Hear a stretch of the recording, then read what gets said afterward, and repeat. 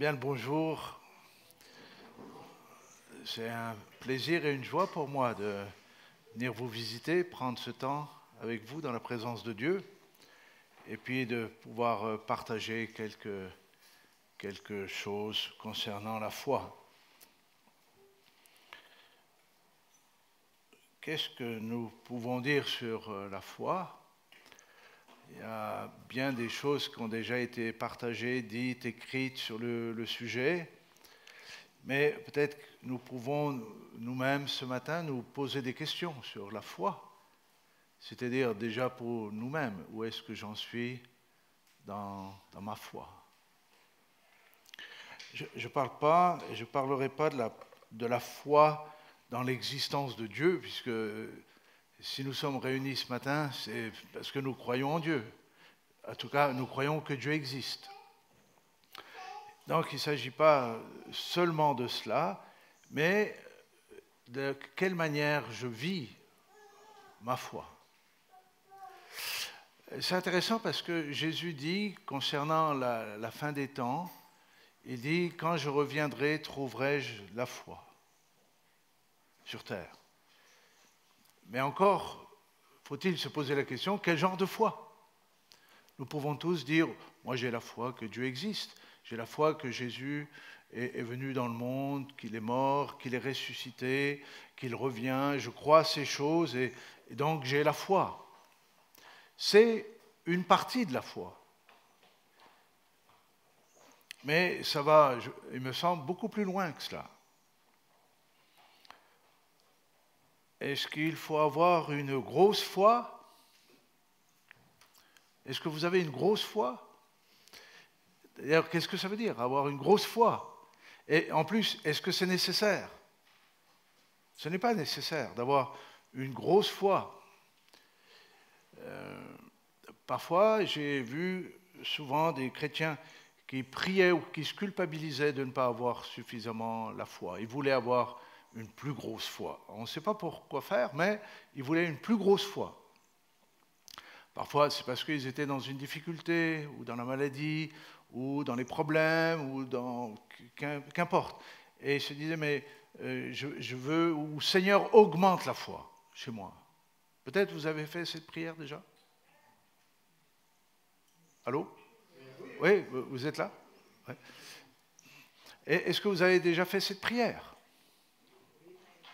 Okay. Est-ce que vous avez été exaucé ? Parce que si nous prions, c'est dans l'espoir d'être exaucé, ou dans l'attente plutôt, d'être exaucé. Un homme, dans l'Écriture, a fait cette prière. Il a demandé à Jésus, « Seigneur, augmente la foi chez moi. » Est-ce que vous connaissez cet homme ? On va parler un peu. Je vous sens un peu tendu. Je sais que je suis un pasteur pentecôtiste, à tendance parfois charismatique, mais pas tout le temps, de temps en temps. Donc peut-être vous êtes gênés avec moi ce matin. Donc on ne va pas se gêner. Je vous considère vraiment comme des frères et sœurs.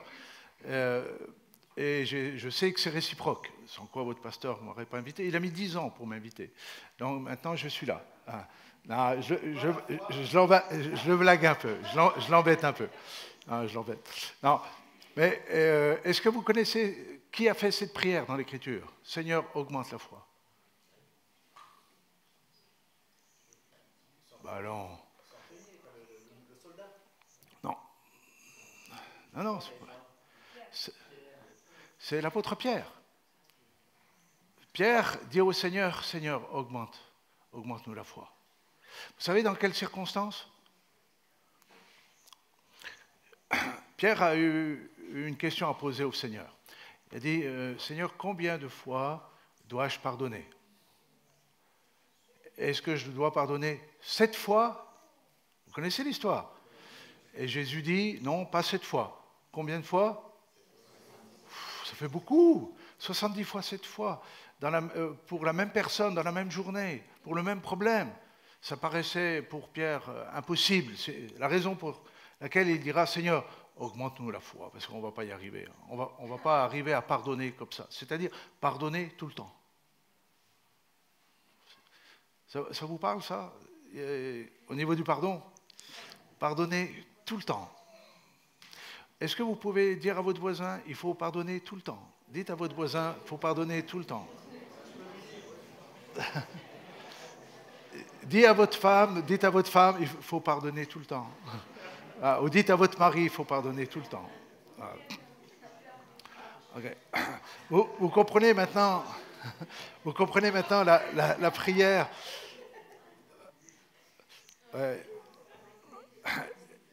Et vous comprenez, Pierre, augmente-nous la foi, parce que je vais avoir des problèmes à toujours pardonner. Et est-ce que Jésus a répondu à cette prière? Non. Jésus n'a pas répondu à cette prière. Donc si vous priez pour augmenter votre foi, vous pouvez le faire, mais vous ne serez pas exaucé. C'est pas grave, vous pouvez le faire quand même, mais ça va servir à rien. Par contre, Jésus dit à Pierre, si vous avez la foi, comme un grain de sénévé, ou on peut dire, là, parce qu'on a Dijon, comme un grain de moutarde, d'accord? C'est-à-dire, le grain de moutarde ou le grain de sénévé, c'est une des plus petites graines, c'est-à-dire qu'elle est minuscule, quasi invisible. Et si vous avez la foi comme ça, Jésus dit, c'est pas moi qui vous le dis, c'est Jésus qui vous dit, si vous avez la foi comme ça, vous pouvez dire à cette montagne, ôte-toi de là et jette-toi dans la mer. Et la chose se ferait. Donc, à quoi sert de déplacer une montagne et l'acheter dans la mer? À pas grand-chose. D'accord? En plus, pour nous, la mer est loin. Et ça ne change rien au niveau de la foi. D'accord? Donc, si on a la foi comme ça, nous pouvons voir des choses simplement impensables, incroyables. D'accord? Non, ce n'est pas nécessaire d'avoir une grosse foi. Ce qu'il faut, c'est avoir une foi comme ça, et je pense que vous avez cette foi-là, mais ce qu'il faut, c'est la mettre en action, la mettre en pratique. Parce que ça ne sert à rien d'avoir une grosse foi si on ne la met pas en pratique. Si on n'utilise pas déjà la foi que Jésus nous promet comme un grain de sénévé, si on ne la met pas en action, ça ne sert à rien de la faire grossir. Il paraît, alors je ne sais pas, il y a des médecins parmi nous? Non, des gens qui travaillent dans le milieu hospitalier? Ok, un petit peu. Il paraît, ce n'est pas moi qui le dis, mais il paraît, les spécialistes disent qu'on utilise à peu près 10% de notre cerveau. Vous saviez ça? Ok, certains peut-être un peu plus, d'autres un peu moins. Mais vous pouvez toujours prier Dieu qu'il fasse grossir votre cerveau. Est-ce qu'il va vous exaucer? Je ne pense pas. Mais déjà, utilisez le cerveau que vous avez. D'accord? Donc, si vous pensez que vous êtes peu intelligent, vous avez peu de ceci ou peu de cela, ça ne sert à rien de prier pour que votre cerveau augmente. D'accord? Parce que vous risqueriez peut-être de choper la grosse tête, d'accord? Mais que vous puissiez mettre en action le cerveau que vous avez déjà. Okay? C'est la même chose pour la foi. Ok, j'arrête avec cette introduction. Ça se termine à quelle heure? Parce que j'ai besoin d'être calé dans... 11h30, ça va. Merci. Comment nous pouvons voir cette foi si minuscule nécessaire, comment nous pouvons voir cette foi chez nous? Il est dit, Paul dit, la foi vient de ce qu'on entend, et ce qu'on entend vient de la parole du Seigneur, d'accord? Donc, et vous connaissez cela, ça veut dire que si vous désirez mettre votre foi en action, il faut forcément vous nourrir de la parole du Seigneur. D'accord? Vous pouvez entendre, et nous entendons beaucoup de choses dans une journée, si vous écoutez un peu les informations, si vous écoutez vos amis, si vous écoutez votre entourage, si vous écoutez les gens qui sont autour de vous, tout ce que nous entendons va avoir un impact dans notre vie. D'accord? Et Paul a bien compris cela, et c'est la raison pour laquelle il dit, si vous entendez la parole de Dieu, eh bien, c'est l'élément majeur pour que vous puissiez oser faire des actes de foi. Ça va? Ok, on a compris quoi? On a compris que vous avez la foi, si minuscule qu'elle soit. Nous avons compris que la foi est mise en action lorsque nous nous nourrissons, lorsque nous écoutons la parole de Dieu. Nous avons compris également que ce que Jésus attend de vous comme de moi, lorsqu'il reviendra, c'est d'avoir une foi agissante. D'accord ? Qu'est-ce que nous pouvons encore dire sur la foi ? À 3 reprises dans l'Écriture, il est dit « le juste vivra par la foi ». Habakkuk, le prophète, dit « le juste vivra par sa foi ». C'est-à-dire que vous pouvez, pendant tout un temps, espérer ou compter vivre sur la foi d'un autre. Votre père, votre mère, vos parents ou votre conjoint, etc. Mais à un moment donné, il y a de grandes chances que vous et moi, nous soyons face à nous-mêmes et seuls avec Dieu dans l'exercice de notre foi. Et c'est la raison encore sur laquelle j'insiste, il est important de comprendre que le juste vit par la foi, c'est-à-dire que dans tous les domaines de mon être, âme, corps et esprit, je suis appelé à activer ma foi. Pas simplement dans l'espérance et dans le domaine éternel ou spirituel où je sais, je vais être sauvé et c'est merveilleux. Déjà, c'est merveilleux. On est d'accord avec ça? Déjà, c'est merveilleux. Oui. Ok, on parle de la même chose. Est-ce qu'on se comprend? Voilà. Ouais. Non, nous réjouissons déjà en espérance et nous avons la foi que nous sommes sauvés.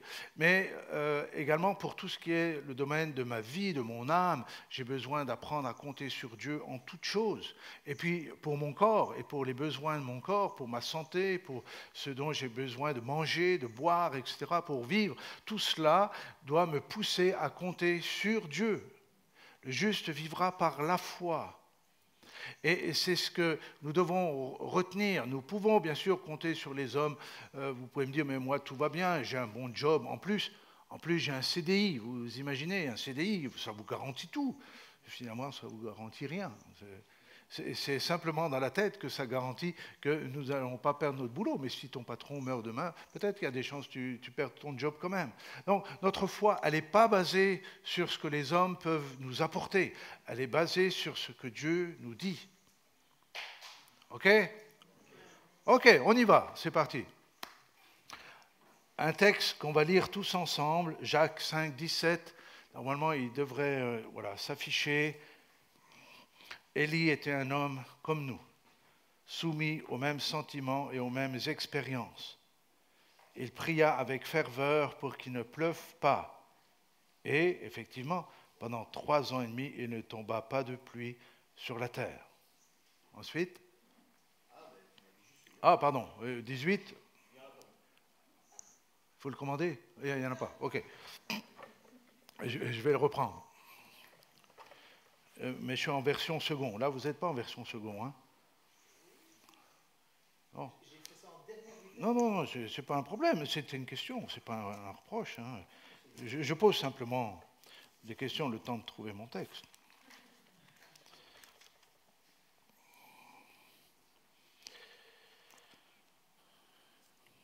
Puis il pria de nouveau, et le ciel donna la pluie, et la terre produisit son fruit. Et j'ai beaucoup apprécié cette lecture de Jacques à un moment donné où l'apôtre Jacques nous ramène au fait que Élie était un homme de la même nature que vous et moi. Il n'était pas plus, il n'était pas moins non plus, mais pas plus. Parfois, nous avons une idée ou une image de ce que certains hommes de Dieu peuvent être, et on se dit, wow, c'est loin, c'est inaccessible, c'est des hommes particuliers, c'est des hommes choisis, c'est des hommes loin, c'est des hommes tout ce qu'on veut, ce qui fait qu'on met une telle différence qu'on ne peut pas s'imaginer pouvoir vivre un instant ce que ces hommes ou ces femmes ont vécu dans l'Écriture. Et là, Jacques, lui, nous rappelle, parce qu'il s'agit de la prière, c'est-à-dire de croire que lorsque nous prions, lorsque nous sommes en accord avec Dieu, eh bien, nous pouvons voir nos prières exaucées. Et dans des circonstances bien particulières dans lesquelles Israël se trouvait, à l'époque du prophète Élie, où c'était le désordre, il y avait beaucoup de confusion parmi le peuple d'Israël sur le plan spirituel, ils étaient très partagés, ils étaient capables d'aller prier Dieu, de faire Shabbat et aller prier l'Éternel, mais en même temps, toute la semaine, ils étaient capables de se donner à toutes sortes d'autres croyances, d'autres idoles ou d'autres même domaines occultes, comme le Baal ou Astarté. Ils allaient consulter ces idoles pour être protégés, pour obtenir une certaine bénédiction, une certaine faveur, etc. Mais néanmoins, lorsque Shabbat arrivait, ils étaient capables d'aller adorer Dieu. Et il y avait une telle confusion parmi le peuple de Dieu que Dieu suscite ce prophète pour tenter de rétablir de l'ordre spirituel au sein de son peuple. Et cette période-là, j'ai l'impression ou le sentiment que nous sommes un peu dans cette même situation où spirituellement, il y a une telle confusion, même au sein de l'Église, où on entend toutes sortes de choses, parfois scandaleuses, ahurissantes, aberrantes, complètement hors sujet, où on a l'impression que c'est le grand bazar. Et on a même, au sein de l'Église, parfois, du mal à trouver le Seigneur. Et la foi, là, intervient pour nous dans quel sens? C'est-à-dire que ce qui est... on va essayer d'aller sur ce chemin-là, se dire qu'est-ce qui se passe entre le fait que nous nous réunissons, par exemple, comme ce matin, où Dieu est au centre, il est censé être au centre, où notre louange, notre adoration, nos lectures bibliques vont à la recherche de Dieu pour la reconnaissance, pour l'adoration, etc. Mais qu'est-ce qui en est demain matin, le mardi, mercredi, jeudi? C'est-à-dire, où est Dieu dans notre vie pendant les 6 autres jours de la semaine? Ou même parfois 6 jours et demi. Parce que qu'est-ce qui va se passer après cet après-midi?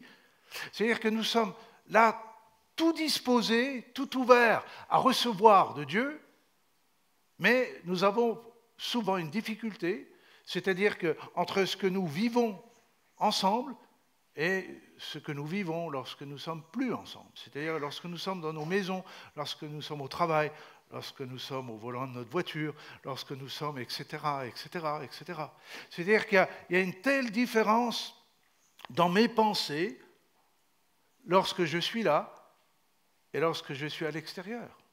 Et je crains que ce soit exactement la même situation qu'il y avait en Israël au temps du prophète Élie. C'est la raison pour laquelle nous voulons tendre l'oreille et que déjà là, l'apôtre Jacques nous interpelle en disant « Élie était un homme de la même nature que nous ».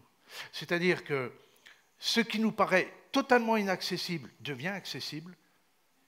Il me suffit de m'inspirer de la vie d'Élie pour dire « c'est possible pour moi aussi », parce que Jacques m'y encourage, mais aussi dans son humanité. C'est-à-dire que Élie n'a pas été toujours le grand prophète qui est capable de faire descendre le feu, qui est capable de faire des prodiges, des grands miracles, etc. Dans son humanité, il a connu aussi des difficultés les plus profondes. Mais on peut aussi étudier et voir de quelle manière le Seigneur l'a relevé. OK. Donc, vous avez compris qu'en 25 minutes, je ne vais pas tout vous dire. Je ne peux pas tout vous dire. Mais je vais vous donner quelques points qui me paraissent importants et qui peuvent nous aider là. Et le reste, ben vous l'avez compris, le reste, vous le trouverez là. D'accord? Okay. Celui-ci est pour toi. Oui, bien sûr. Je te le donne. Non, je n'ai pas besoin. Je te le donne dès maintenant. Si, je sais où j'en suis. Je vais m'y retrouver. Parce que tout ça, c'est dans le deuxième livre des rois. Et qu'est-ce que nous voyons? Tout d'abord,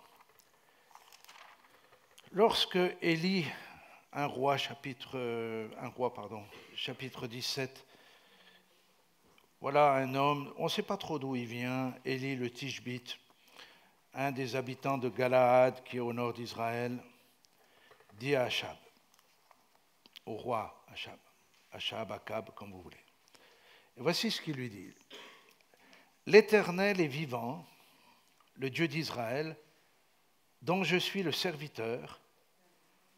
Il n'y aura ces années si ni rosée, ni pluie, sinon à ma parole. Je je vais m'arrêter là quelques instants sur qui est Élie et qui nous sommes.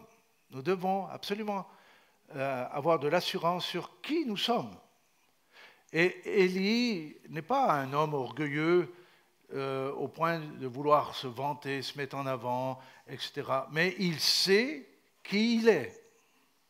Et il dit ceci, il dit ça au roi Akab, « L'Éternel est vivant, je suis le serviteur, il n'y aura ces années ni rosée ni pluie selon ma parole. » Nous pouvons nous poser la question, de quelle manière nous sommes OK à confesser notre foi dans ce que Dieu est vivant. C'est-à-dire que lorsqu'il dit cela, il dit que Dieu est dans sa vie une réalité palpable, c'est-à-dire une réalité du quotidien. Dieu est vivant. Dieu n'est pas en déplacement, Dieu n'est pas en voyage, Dieu n'est pas en train de dormir dans la vie d'Élie. Il proclame Dieu est vivant. C'est la première chose. Ensuite, il dira, j'en suis le serviteur. Et vous comme moi, si nous sommes devenus des disciples de Jésus, forcément, en acceptant d'être un disciple de Jésus, nous avons aussi accepté d'être à son service. Et notre vie, c'est-à-dire votre vie comme ma vie, et Ken a bien fait de préciser qu'il n'y a pas de retraite pour ceux qui ont fait le choix d'être un disciple de Jésus, il n'y aura ni retraite, ni mort, il n'y a rien de toutes ces choses, car ces choses sont déjà loin derrière nous, et quand même, nous irons jusqu'au bout à son service. Le jour où notre passage ici-bas s'arrêtera, nous partirons avec lui pour l'éternité. Rien ne s'arrêtera. Et cela, nous devons en être convaincus, c'est l'introduction à la foi. Et quand Élie arrive, c'est la première chose qu'il dit, je suis un serviteur, c'est-à-dire que le sens même de mon existence ici-bas, c'est pour lui. En quelque sorte, je n'ai pas été sauvé pour moi, j'ai été sauvé pour lui. Et maintenant, je ne vis pas pour moi, je vis pour lui.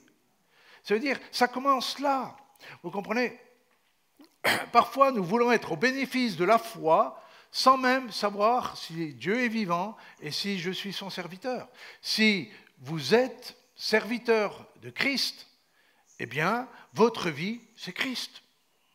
C'est-à-dire, pas simplement de 10h à midi, le dimanche, mais tous les jours de ma vie, chaque jour qui passe, quel que soit l'endroit où je me trouve, les gens que je fréquente, le lieu de travail, etc., je reste un serviteur de Christ. Je ne suis pas serviteur de Christ uniquement 2 heures par semaine. C'est tous les jours de ma vie. J'ai été sauvé pour lui tous les jours. Pas qu'à un moment donné. Si vous aspirez à la vie de foi, si vous aspirez à vivre selon votre foi, eh bien les choses commencent là.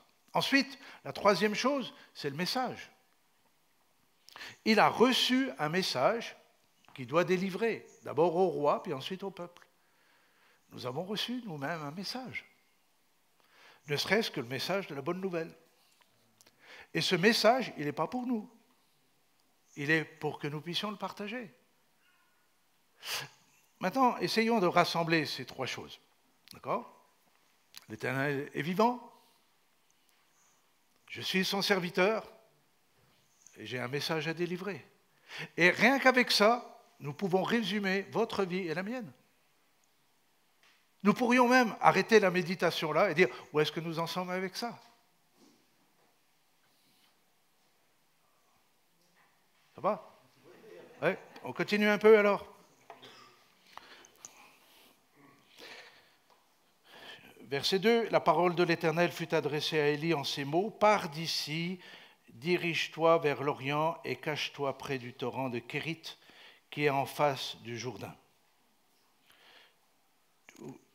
On y va au niveau de la foi? Ça va? Ok. « Tu boiras de l'eau du torrent et j'ai ordonné aux corbeaux de te nourrir là. » Il partit et fit selon la parole de l'Éternel. Il alla s'établir près du torrent de Kérit, qui est en face du Jourdain, les corbeaux lui apportaient du pain et de la viande le matin, du pain et de la viande le soir, et il buvait de l'eau du torrent. Et en cela, rien ne nous étonne quand nous faisons cette lecture. Comme si nous vivions ça quasi au quotidien. Vous connaissez l'expression « ravitaillé par les corbeaux ». Vous connaissez ça. Bon, vous avez maintenant la source, hein, ça vient de là. Mais qu'est-ce que nous en faisons, nous, dans notre quotidien? Tout d'abord, ce que Élie a prononcé, c'est une catastrophe naturelle peut-être sans précédent. Pendant 3 ans et demi, il n'allait pas pleuvoir. Nous savons ce qu'une année de canicule produit dans un pays. Imaginez, pendant 3 ans et demi, pas une goutte d'eau, pas de rosée, rien. Vous imaginez ce que cela peut être au bout de 3 ans et demi.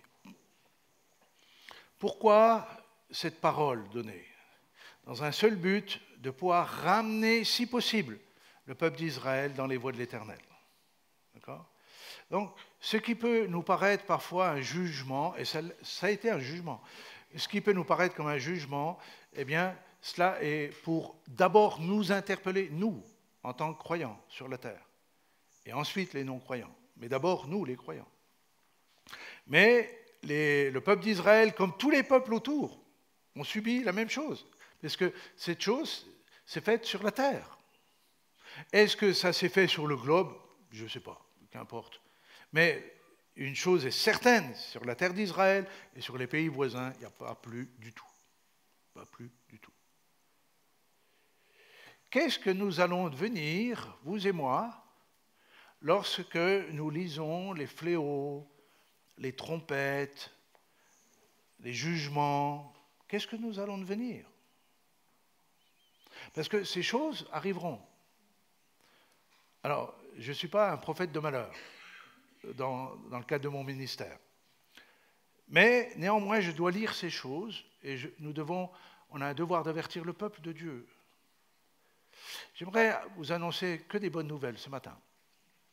Et la bonne nouvelle, c'est que lorsque la parole a été prononcée, Dieu a donné une solution à Élie. Vous aurez des solutions si nous sommes disposés à vivre par la foi en obéissant à Dieu. Dieu lui donne la solution. Tu vas au torrent de Kérit, d'accord? Là, un endroit bien précis, tu auras de l'eau, et puis j'ai ordonné, quand Dieu ordonne, c'est toute la création qui se met en mouvement. J'ai ordonné à des corbeaux de t'apporter du pain et de la viande tous les matins et tous les soirs. Je dois me poser la question, Michel, qu'est-ce que tu aurais fait? Aller au torrent de Kérit, ça, c'était pas très compliqué. Mais croire que des corbeaux, tous les matins, tous les soirs, vont m'emmener du pain et de la viande. En plus, des corbeaux, pour un juif, c'est terrible, parce que c'est un oiseau impur. Comment un oiseau impur va me nourrir? Ce n'est pas notre problème. Si Dieu ordonne, nous devons simplement réceptionner la grâce et la bénédiction que Dieu a ordonné qu'elles se produisent dans notre vie et sur notre vie. Ne me posez pas la question de savoir où les corbeaux allaient chercher le pain. Dans quelle boulangerie du quartier? Savoir si c'était plutôt genre baguette ou miche de pain, ce n'est pas le sujet, ce n'est pas le problème. Mais parfois, nous nous piégeons nous-mêmes à tenter de raisonner ce que Dieu veut faire comme miracle. Et c'est très difficile pour nous d'associer les choses. Parce que nous croyons, bien sûr, on ne peut pas croire en Dieu sans croire au miracle. Bien sûr que nous croyons au miracle, parce que tout est miracle. Mais ce genre de miracle, ce genre d'action, ce genre de choses, Élie ne s'est pas posé de questions, et apparemment dans le texte, il n'a pas posé de questions à Dieu sur le choix du pain et de la viande. Quel genre de viande? Est-ce que cette viande était cuite ou pas cuite? Vous voyez? C'était quel morceau de viande? C'était quelle viande? C'était de la viande d'oiseaux, de la viande de bétail, de la viande d'animaux sauvages.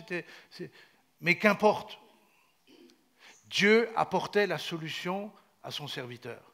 Et j'aimerais vous dire, et j'aimerais te dire, Dieu apportera la solution dans ta vie au moment opportun, même si c'est d'une manière étrange. Parce que tantôt Dieu agit d'une manière, tantôt Dieu agit d'une autre. Notre problème à nous, c'est que nous essayons de mettre Dieu dans un cadre ou dans un bocal. Et on s'empêche de croire ce que nous devons croire, c'est-à-dire au surnaturel de Dieu.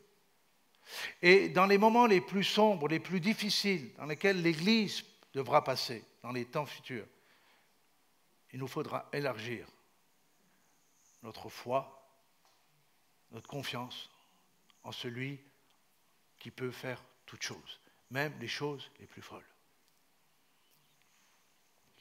Les jours passaient, Élie attendait les oiseaux venaient. Il n'y a pas un jour où ils ne sont pas venus. Tout le temps que Dieu avait ordonné, les choses se faisaient. De la même manière que la manne sortait pendant 40 ans, tous les jours. Et ils devaient faire confiance. Le peuple devait faire confiance. Ceux qui ont douté, et un jour ils ont voulu faire des conserves de manne. Vous connaissez l'histoire, tout a pourri, tout était immangeable. Ça, c'est notre problème à nous. C'est que parfois, dans nos craintes, nous voulons essayer d'entasser les choses. Nous voulons essayer d'aider Dieu dans ses miracles.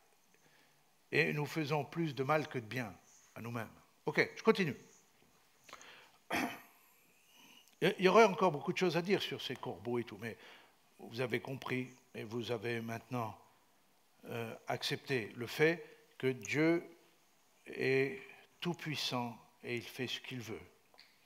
Verset 7, mais au bout d'un certain temps, le torrent fut à sec, car il n'y avait point tombé de pluie dans le pays.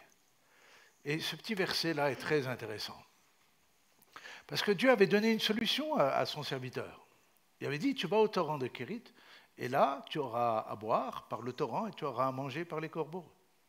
Et puis, cette solution-là que Dieu a donnée, elle s'est épuisée. Que faire? Panique dans le cœur d'Élie. Je vais mourir maintenant. Il n'y a plus d'eau. J'aimerais vous dire cela, et j'aime dire cette phrase, parce qu'elle m'encourage moi-même, c'est quand nous avons épuisé la solution de Dieu, il y a toujours une autre solution. Là, pour le coup, vous auriez pu dire Amen. Là. Normalement, les gens disent Amen après cela. Quand Dieu en a fini avec une solution, il y a toujours une autre solution. Et ça, c'est très encourageant. Parce que Élie n'a rien remis en question vis-à-vis de Dieu. Dire, mais Seigneur, tu m'as donné une solution qui s'est épuisée. J'ai cru que tu allais pourvoir jusqu'à la fin des 3 ans et demi au torrent de Kérit. Si tu es capable d'envoyer des corbeaux, tu aurais pu être capable d'envoyer quand même encore un peu d'eau dans le torrent. Et puis, j'aurais pu, comme ça, rester tout le temps des 3 ans et demi au même endroit. Et Dieu dit non. Il y a une autre mission à un autre endroit.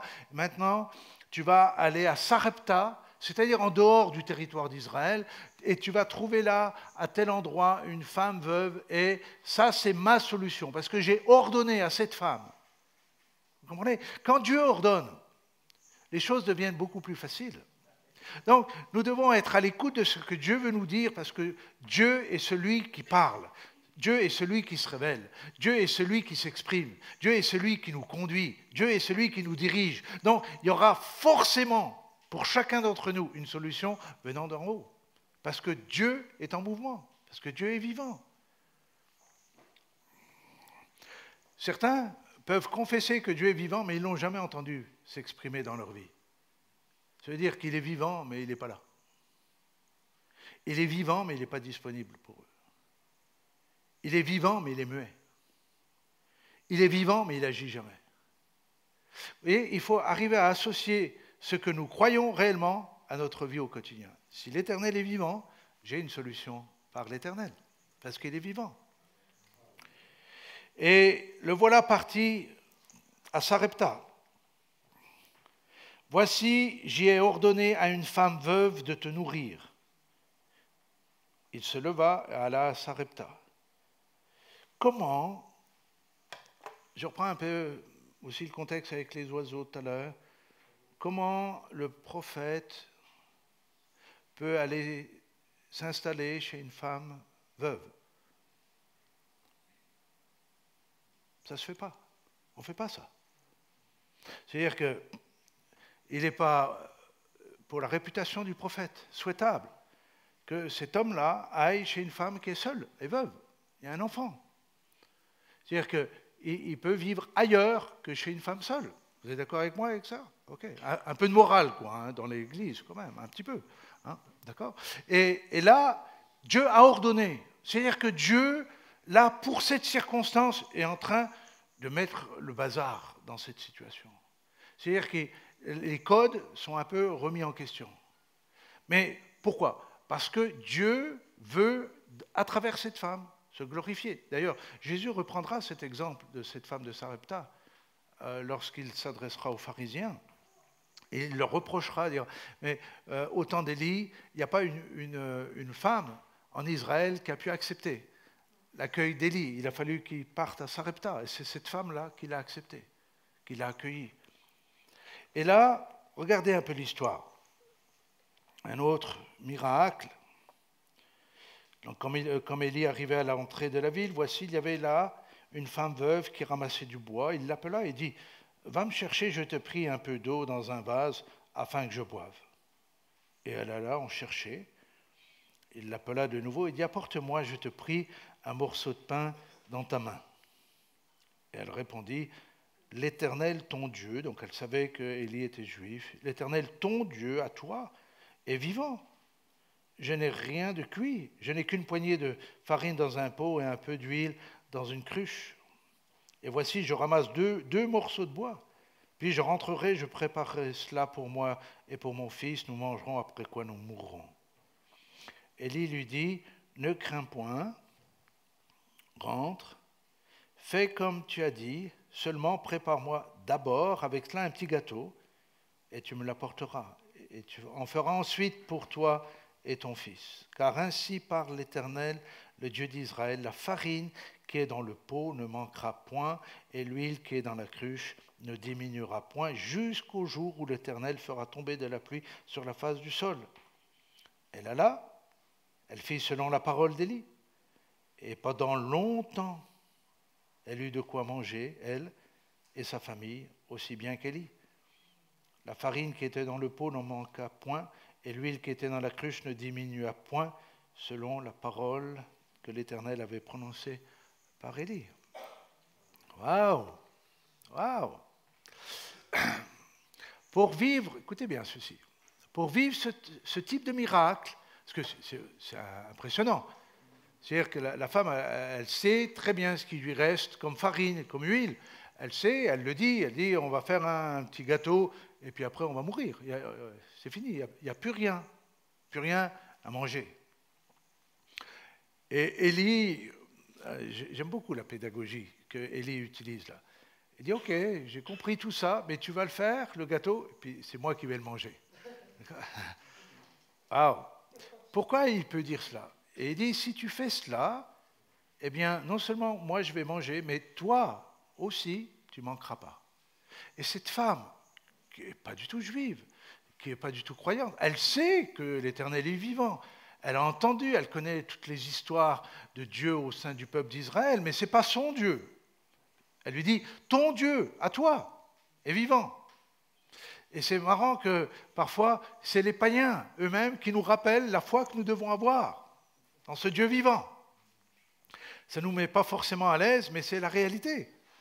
C'est-à-dire, pourquoi cette femme dit ça? Et pourquoi les païens sont amenés à nous dire cela? Parce que parfois, il y a une trop grande différence entre ce que nous disons et ce que nous vivons. Vous savez, le plus grand témoignage que nous devons au monde, ce n'est pas ce que nous disons, c'est ce que nous vivons.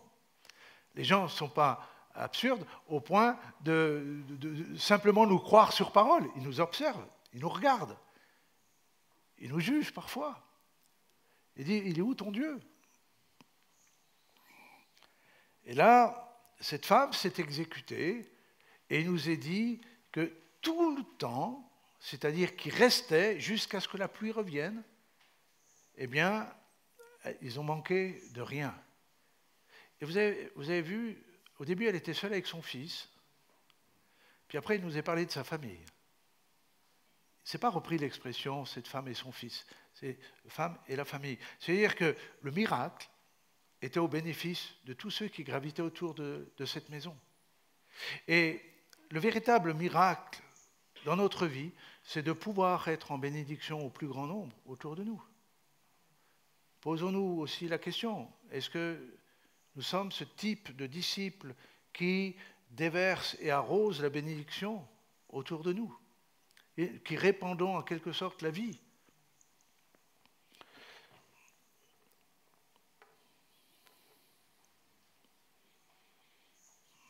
Oh, 3 minutes. Je vais arriver vers une courte conclusion. Nous aurions pu poursuivre encore. Il y a tellement de choses à dire. Vous pouvez reprendre tous les textes concernant la vie du prophète Élie. Mais une chose m'interpelle dans son humanité, c'est quand Élie passe un moment difficile. Il a rétabli de l'ordre au sein du peuple d'Israël. Ce qui se passe au mont Carmel est impressionnant. C'est qu'il a mis au défi les autorités spirituelles de Baal et d'Astarté. Il y avait au moins 450 faux prophètes qui étaient là et qui polluaient spirituellement tout le peuple. C'est-à-dire qu'ils introduisaient des fausses doctrines, des faux dieux, des fausses croyances, des idoles. Et Élie a dit maintenant, on va savoir qui est Dieu. Et je vous mets au défi, on va faire 2 autels. Un, vous allez le préparer vous, et moi seul, je préparerai l'autre. Et si le feu descend sur l'un des 2 autels, on saura qui est réellement Dieu. Et je crois que pour nous aussi, nous avons besoin d'être mis au défi au niveau de notre foi. Et ces faux prophètes ont installé leur taureau, leur holocauste, leur sacrifice là, et ils ont prié, ils ont imploré, ils ont fait toutes sortes de bazar, pas une étincelle, rien. Et Élie les provoque, il dit, il est midi, ça fait des heures maintenant qu'on attend le feu, peut-être que votre Dieu est en vacances, peut-être qu'il dort. Dans le texte, il est dit, peut-être qu'il est aux toilettes. Donc pour dire qu'il les pique quand même, il les provoque. Et il leur dit comment ils devraient faire. Vous devriez vous faire des incisions, prophétiser, etc. Peut-être ça va attirer quelque chose. Et ils se sont exécutés. Et puis les heures ont passé, tout le monde était fatigué, le peuple était là, attendait l'étincelle, rien. Et eux, les faux prophètes, ils étaient au bout, ils étaient au bout de leur vie, quoi. Fatigués, des heures, rien, pas une étincelle. Et il dit, ok, on va maintenant, je vais préparer le mien. Il dit, vous allez mettre de l'eau, parce que je ne veux pas qu'il y ait d'ambiguïté. Mettez de l'eau, mettez de l'eau, mettez de l'eau, noyez tout, les pierres, le bois, l'holocauste, mettez de l'eau. Et puis il a fait une courte prière, petite prière. Élie était un homme de la même nature que nous. Il a prié, Seigneur, que ton feu descende et que ton peuple reconnaisse que tu es l'Éternel. Et là, le feu est descendu. Et le peuple a dit, l'Éternel est Dieu. L'Éternel est Dieu. Suite à cela, donc ils rétablissent, ils font un peu le ménage au sein du peuple. Ils font disparaître les 450 prophètes. Puis Élie a un coup de mou à ce moment-là. Les gens pensent, à la lecture, qu'il a eu peur de Jézabel et que Jézabel lui a provoqué une dépression. Je ne pense pas. Quand on s'appelle Élie, on n'est pas impressionné par Jézabel. Quand on vient de détruire 450 prophètes, on n'a pas peur, j'y vais délicatement, hein, mais il n'a pas peur d'une femme, quoi, c'est ça. Même si c'est une sorcière, on sait que c'est une sorcière. Mais il n'a pas peur. C'est simplement, il passe un moment à vide, comme nous-mêmes, dans notre vie. Nous pouvons passer des moments à vide. Et il est là dans le désert, il est au bout et il s'allonge, il pense qu'avec le sommeil, il va oublier toute chose, ce qui est, on le sait, une erreur, et Dieu vient à sa rencontre. Il l'appelle Élie, Élie, que fais-tu ici? Il dit, voilà, j'ai déployé mon zèle, et je suis resté moi seul, et puis en gros, j'en peux plus, quoi. Et Dieu, dans son amour, va lui donner du pain et de l'eau. Élie mange et il se recouche. Et à nouveau, il fuit toute réalité, il est au bout. Dieu revient et dit, Élie, que fais-tu ici? Il repose la même question. Et lui donne la même réponse. J'ai déployé mon zèle, et là je suis resté moi seul, je suis au bout.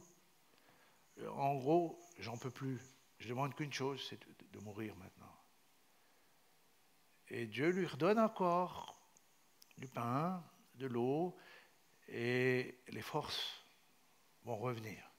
Et Dieu lui redonne une autre feuille de route, c'est une autre révélation. Parce que Élie avait l'habitude, dans sa relation avec Dieu, il fallait que ça fasse du bruit, il fallait qu'il y ait des éclairs, il fallait qu'il y ait du tonnerre, il fallait que tout tremble, parce que Dieu est grand. Et là, Dieu n'était pas dans ces choses, mais il était dans un petit vent doux et léger. Et le grand prophète n'a pas l'habitude de voir Dieu agir comme ça. De la même manière qu'il n'a pas l'habitude que ce soit Dieu qui le serve. Autrefois, c'est les oiseaux qui venaient le nourrir. Là, c'est Dieu qui est venu le nourrir. C'est-à-dire, nous découvrons là, à ce moment-là, ce que j'appelle la maternité de Dieu. Devant son grand serviteur, Dieu va venir à sa rencontre, le prendre tel qu'il est, dans sa faiblesse, dans son besoin, dans son attente. Dieu va le relever, lui qui pensait seul, finalement Dieu en avait caché quelques milliers. Il pensait être seul, Dieu lui dit, tu vas aller oindre Élisée, puis d'autres encore, deux autres personnes, dont un roi. C'est-à-dire que quand nous pensons nous-mêmes, et surtout lorsque nous pensons après des années de service, que tout s'arrête et que tout est terminé, c'est jamais terminé avec Dieu, c'est différent. Et là, j'encourage peut-être les plus âgés, ceux qui commencent à avoir des cheveux blancs. Lorsque nous pensons qu'on a fait notre temps, se dire maintenant, comme on dit, place aux jeunes. Qu'est-ce qui nous pousse à dire ça? Est-ce qu'on a le droit de dire cela? Déjà, non? J'ai remarqué, souvent, j'ai été longtemps dans la même communauté, vous l'avez entendu, hein, j'ai été plus de 30 ans dans la même communauté. Donc, j'ai vu des gens vieillir avec moi. Et ces mêmes personnes, je les ai entendus combien de fois dire « Oh, quand je serai à la retraite, je ferai ci pour Dieu. Quand je serai à la retraite, je ferai ça pour Dieu. Quand je serai à la retraite, quand je serai à la retraite, quand je serai à la retraite. » Et ils sont arrivés à la retraite. Le moment de leur vie où ils pouvaient être ce qu'on appelle à plein temps pour Dieu. Et qu'est-ce qui s'est passé? Ils se sont pris pour des vieux, arrivés à la retraite. Dire, oh, maintenant, je suis fatigué, on a les enfants, on a les petits-enfants, il y a le jardin à tondre, il y a la haie à couper, puis il y a ceci. Puis finalement, on se rend compte qu'ils sont moins disponibles que quand ils étaient en activité. Et il y a quelque temps en arrière, maintenant, j'ai dû convoquer ces retraités de notre communauté et dire, écoutez, on se connaît. Forcément, on se connaît pour certains depuis 30 ans.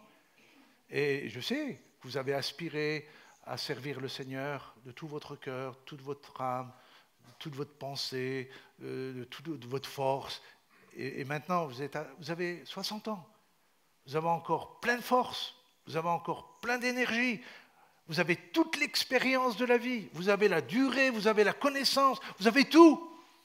Ce n'est pas le moment maintenant de décrocher. C'est le moment de se mettre en activité pour les 3, 5, 10 ou 15 ans. Vous imaginez la force que ça peut donner dans une église lorsque ces personnes se disent « Ok, maintenant, comme Élie, on va aller jusqu'au bout. » Jusqu'où il est allé, Élie? Jusqu'au moment où il est monté au ciel. Il fait partie des 2 hommes de l'Ancien Testament qui n'a pas connu la mort. Incroyable! Vous croyez qu'il est parti dans un char de feu? Il n'y a pas beaucoup qui y croient. Hein? Vous y croyez ou pas? C'est pas moi qui le dis. C'est lui qui le dit. Il est monté dans un char de feu d'une manière incroyable. Puis sur nous, mettre notre confiance en celui qui tient tout le monde entier, celui qui tient l'univers, et que nous puissions aller avec la force que nous avons encore jusqu'au bout, jusqu'à son retour. Nous ne soyons pas trouvés assis simplement dans notre fauteuil ou à tondre la pelouse. Je ne dis pas que ces choses sont mauvaises, il faut le faire, mais il ne faut pas que ce soit la finalité de notre vie. La finalité de notre vie, c'est que jusqu'au bout, nous restons dans la foi qu'il est vivant et que nous sommes son serviteur. Que Dieu vous bénisse richement. Amen.